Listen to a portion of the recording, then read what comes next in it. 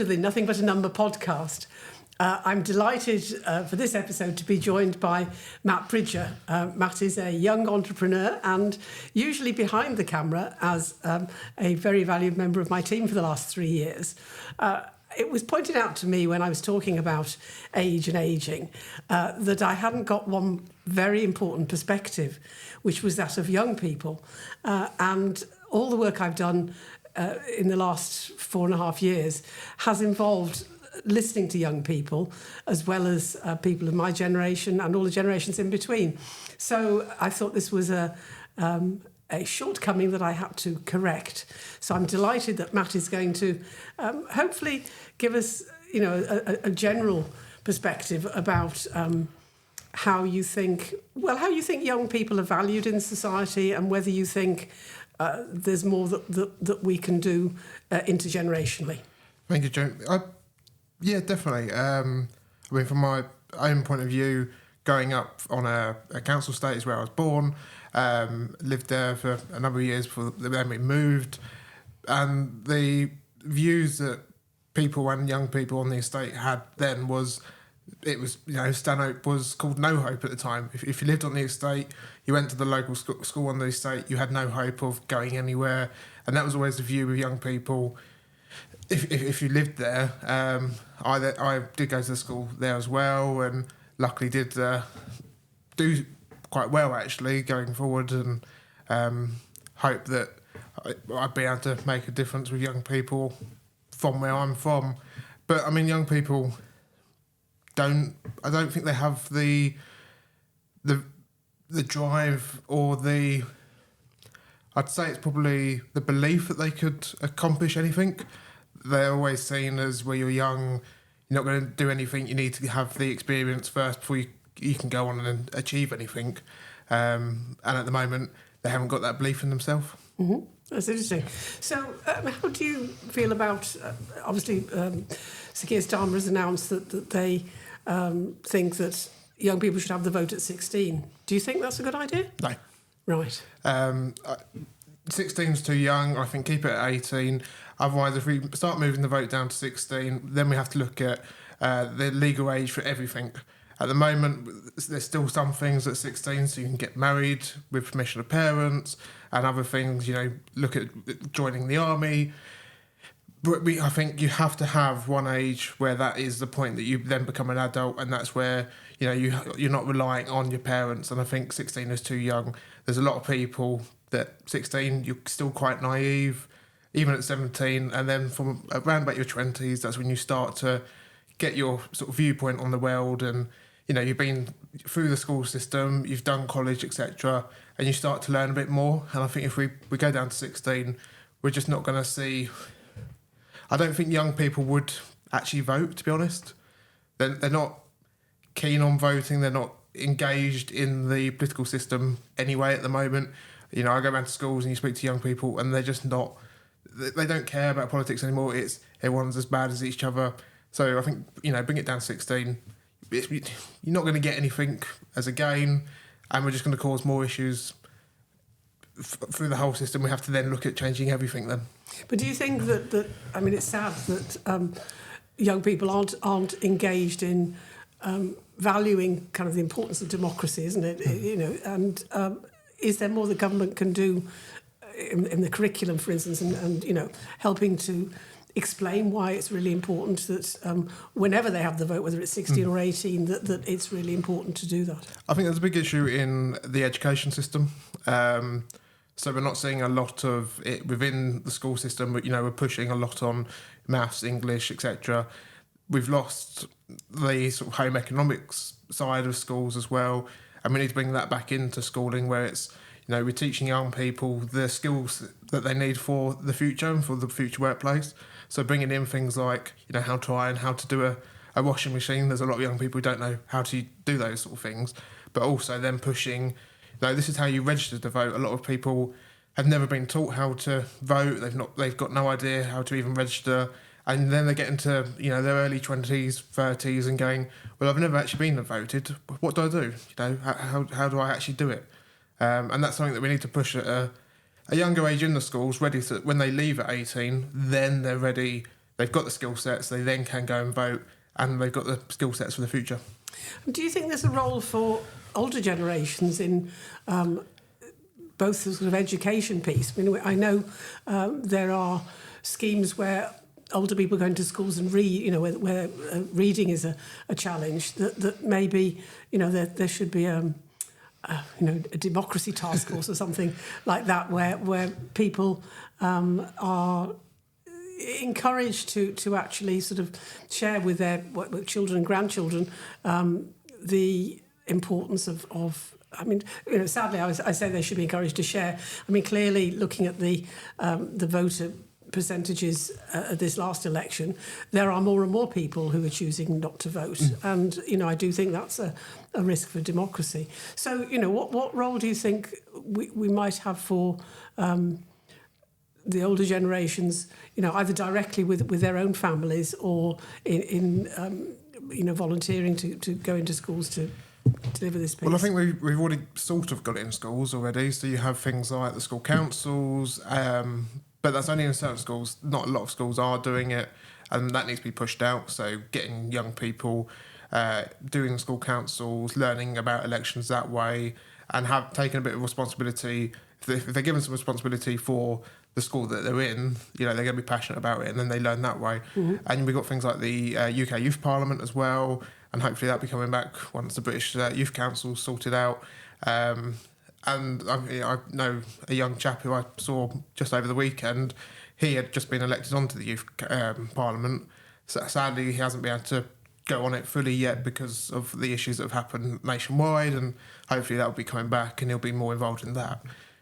But I think we need to be pushing that more to young people and within the schools, that, you know, there is these schemes here, you can get involved.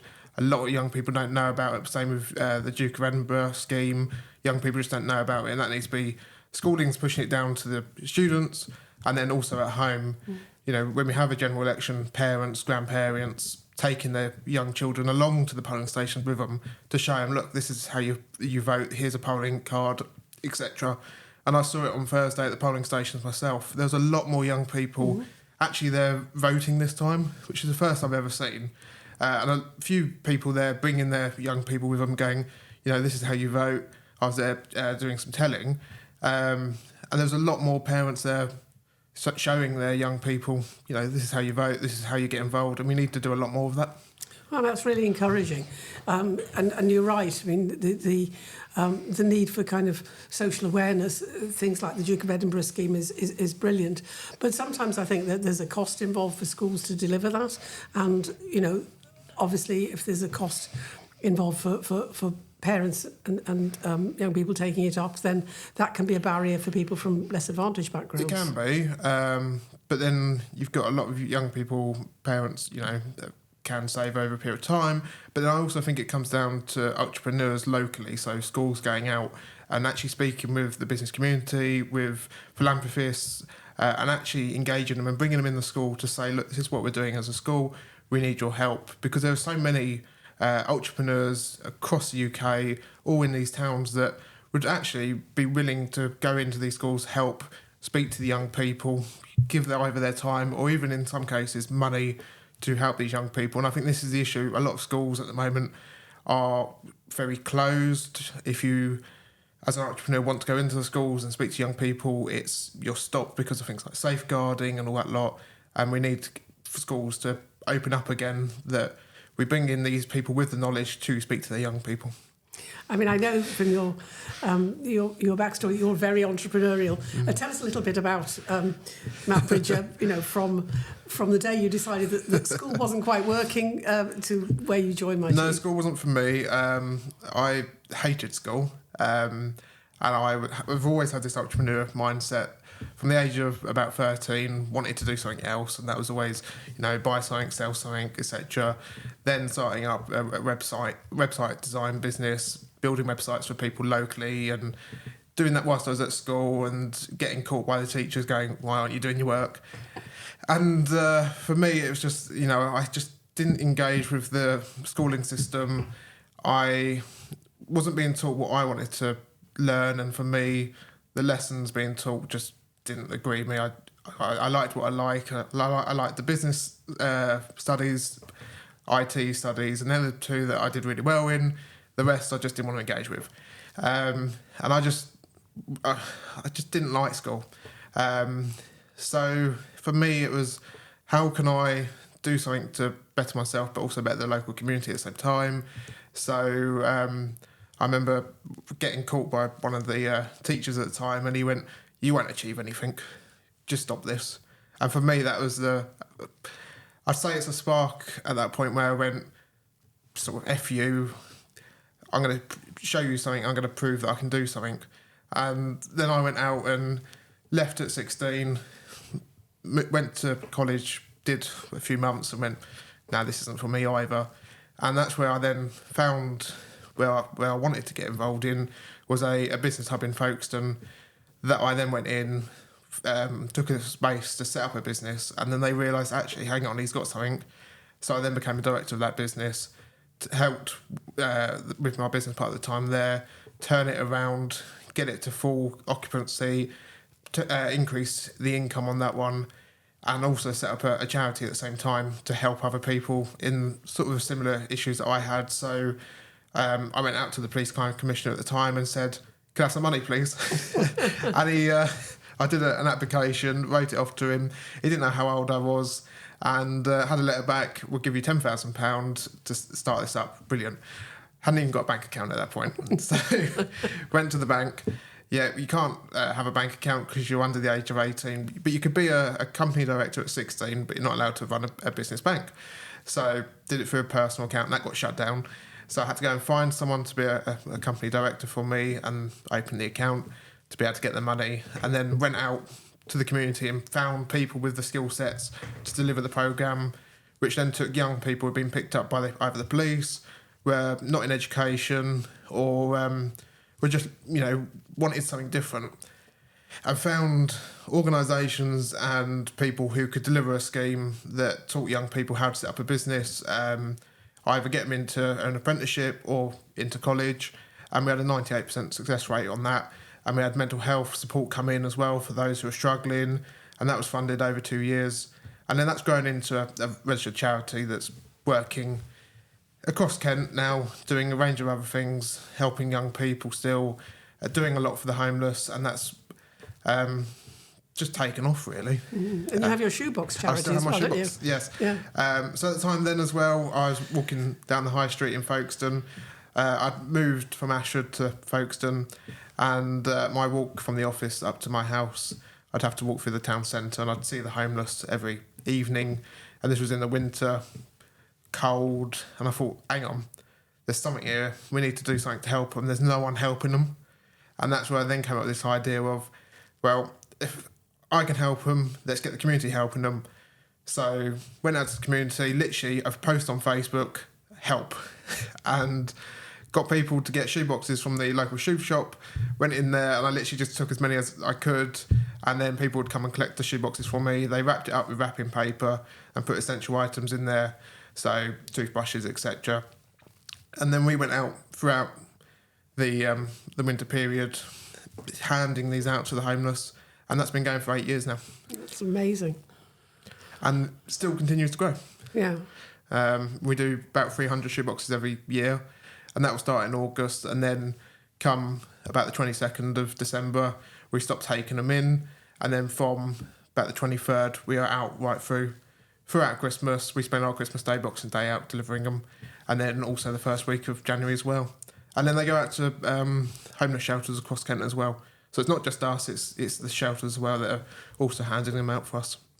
So what do you think, first triggered your interest in it and kind of dedication to well, I'd call it public service, because, it is that kind of care for the community, but you also, I think, are a parish councillor. Parish councillor, and, yeah. I've been interested in local politics from a very young, relatively, a very young age.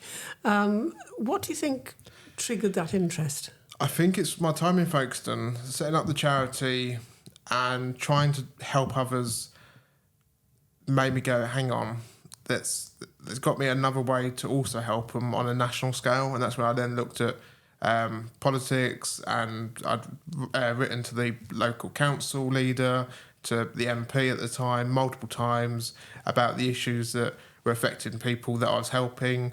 And I just thought, actually, hang on, there's got to be something I could do to push this at another level. And that's where I then looked at politics, joined the Conservative Party, got involved actively locally, and then stood for council in 2019 on the parish council and on the borough council. Didn't win the borough council, won the parish, and served for 2.5 years. And then just recently got onto a community council last year to further serve the community there, and hoping to stand again in the next couple of elections to try and help more people where I can. But I think for me, it was, throughout my entire life, it's been a lot of people, especially within schooling, saying you can't achieve this, you're never going to achieve that, and constantly being put down. And I went, actually, no, screw it, I can.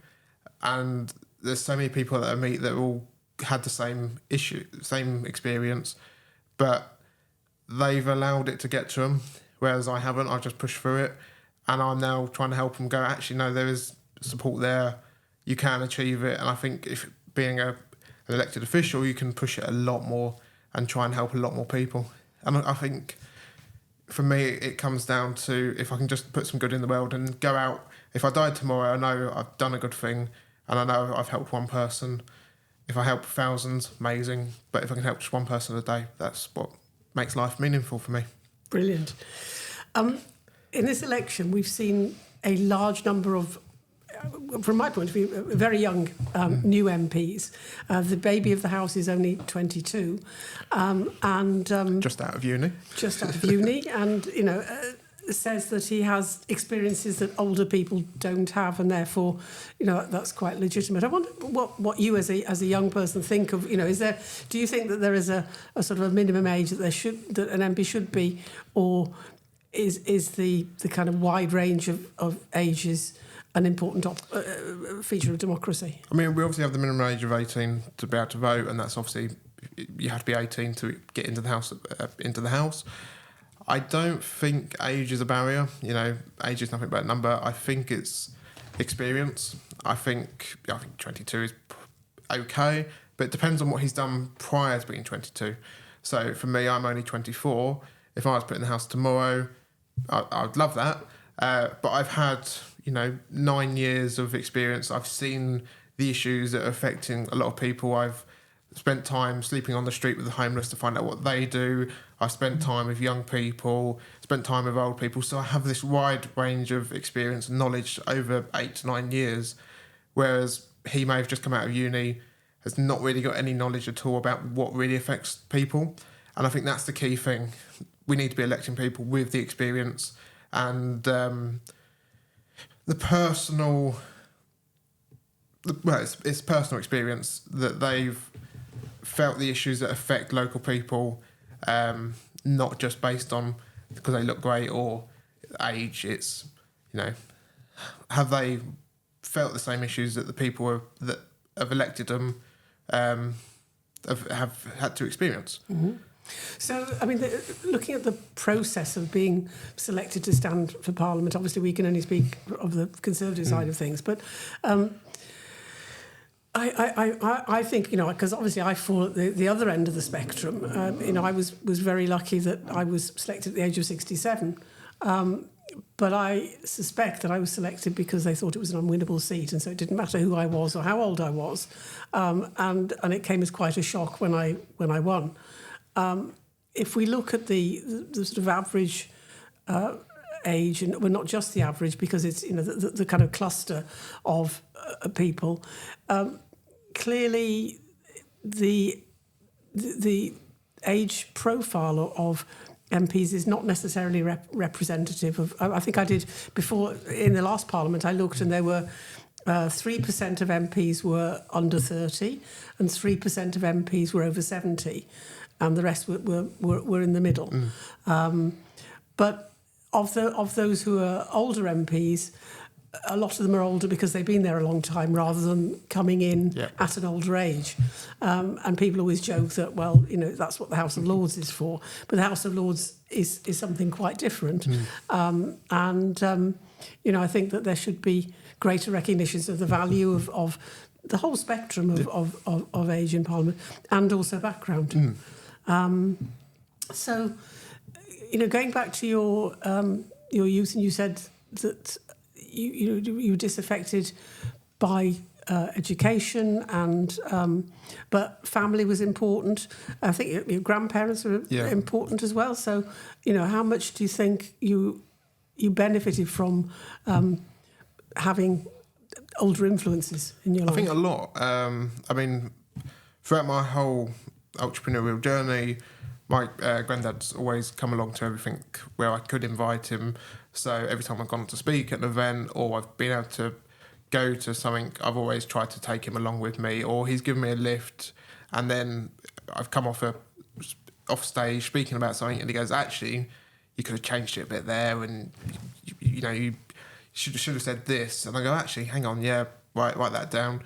And you know, we'll sit in the car and have chats about his time and what he's done, and I go, "Oh yeah, that's relevant to now as well." And that it's having those conversations, I think, are really helpful. And a lot of the organisations I go to as well are a lot more older people. So back when I was 14, I did a bit of work experience for an organisation called Rural Kent at the time, and I spent a week with them. They're all much older. Their organisation was very much helping older people in rural areas, and I got to listen to their stories, their journeys and their experiences and the issues that affected them, and that's always stayed with me. And I'll be able to use that throughout my entire life, going, well, I know about my generation, but I've also listened to theirs and gone, keep that in the back of my head at all times, that I know that if I go into something, I can help them with that because I know about that. And I've always got people there that I can ask for support and go, should I do this? Should I not? What do you think about this? And I think that's really key, especially for these young people coming into Parliament, is speaking to the older generation that are there and actually asking them for advice and support. Mm-hmm. So, very useful to have intergenerational contact and very useful to have a mentor. Yes. And to be honest, at whatever stage of your life, because there will always be people who have got more experience in whatever you're doing. And I mean, that goes, you know, for me at 67 going into Parliament, I was a complete rookie when it comes to parliamentary protocol and everything. But, you know, a lot of experience in what I call the real world outside Parliament. And, you know, that's vital. Do you think that more can be done or should be done in a kind of structured, organised way to connect up older people and younger people? Because we've got a lot of younger people who maybe don't have family close by. As you know, in Stoke-on-Trent, we had a lot of looked after children, people who were sort of separated from family. And quite often that also led to a lack of aspiration or a lack of opportunity, and going down a path that they wouldn't necessarily have gone down if they'd had those kind of strong, you know, pieces of advice and people to steer them in the right direction. But I'm not sure how we as a society can structure that. No, I think it's definitely important. I mean, I read a news article, God, it would have been a couple of months ago, and it was getting younger people staying with older generations, so tackling loneliness. And we had people who were in their 20s staying with people who were in their 80s and helping make things like cups of tea and do a bit of laundry and stuff in turn for free rent. And I read that and went, actually, that's a really good idea, because you were getting young people in with that older generation. They sit down at dinner, they have those conversations, and then they are putting that back onto their friends, and it's spreading it outwards. But it's also helping, you know, the older people learn the viewpoints of the younger generation as well. And I also think the time banking scheme, that's really important, and I think we need to see that spread out widely across the country. We had one in Ashford that I went and had a look at, and that's really useful for people who are sort of haven't really got much to do or want to give back to the community, that they can go out and do some odd jobs for people in exchange for some points. And I think that's something that we need to be pushing back on young people, saying, look, get involved in this, because you can then get the experience and the knowledge from the people you go and help, and you can listen to those conversations. Yeah. I think for the benefit of people who don't know what time banking is, it's a really, really fascinating and important concept whereby everybody has skills, and I mean there's not a person on this planet who isn't good at something, and sometimes they don't recognise what their skills are. And their skills might be just a kind of an ability to listen. So time banking means that you use your skill, and it may be that your skill is that you're good at cooking or knitting or mowing the lawn, or that within your profession you have some downtime, some spare time, and you can donate that to effectively a bank, and you give your time doing something, and somebody else can benefit from that, and they give they pay in time rather than money, so they will give and build up a bank of time. So I might want to help somebody, I don't know, with baking, and in return I might need my hair cut, and somebody else will do that, and it's a whole ecosystem which is fantastic. I mean, it's quite complicated, isn't it? I don't think I've explained it very well, but basically, everybody has something to give, and everybody needs something, and that's the concept, that you give and you get back in return, but you get something else back, and it avoids the culture of cash, as it were.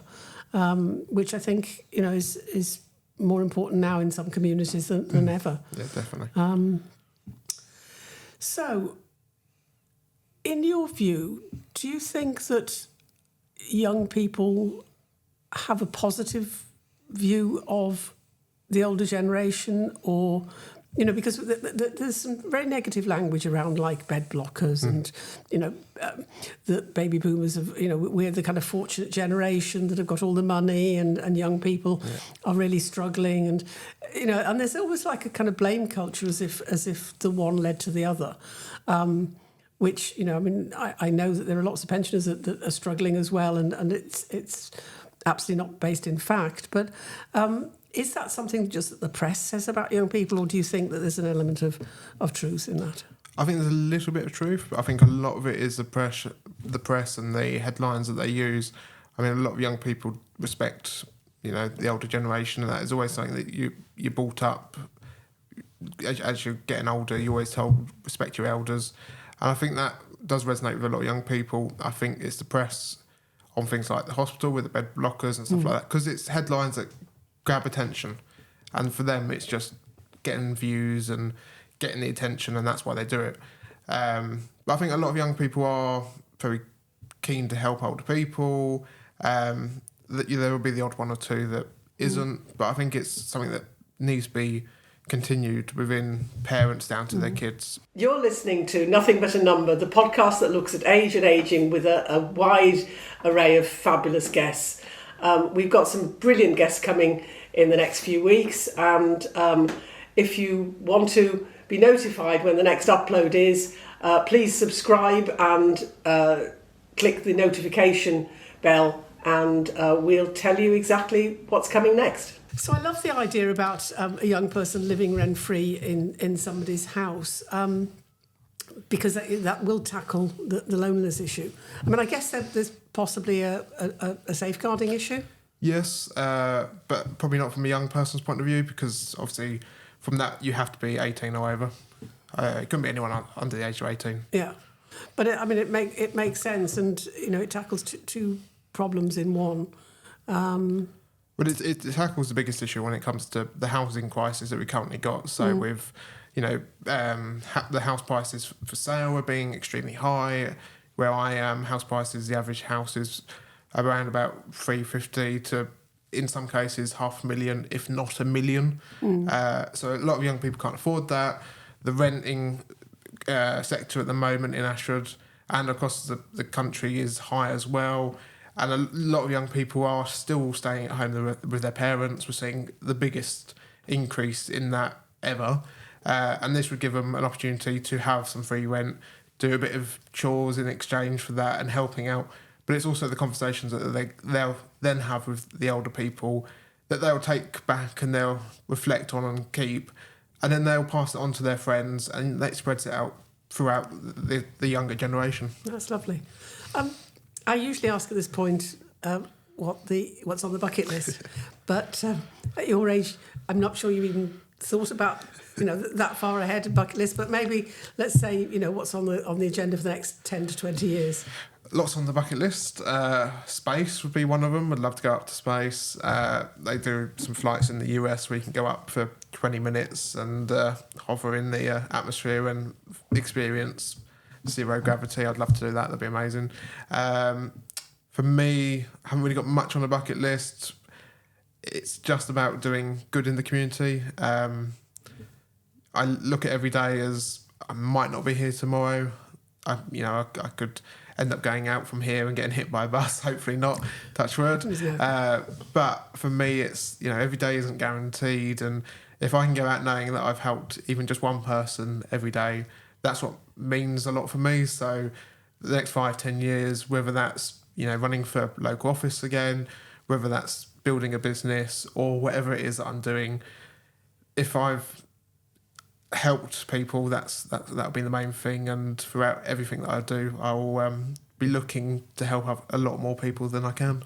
Fantastic. So thank you so much, Matt. It's been an absolute pleasure talking to you this afternoon.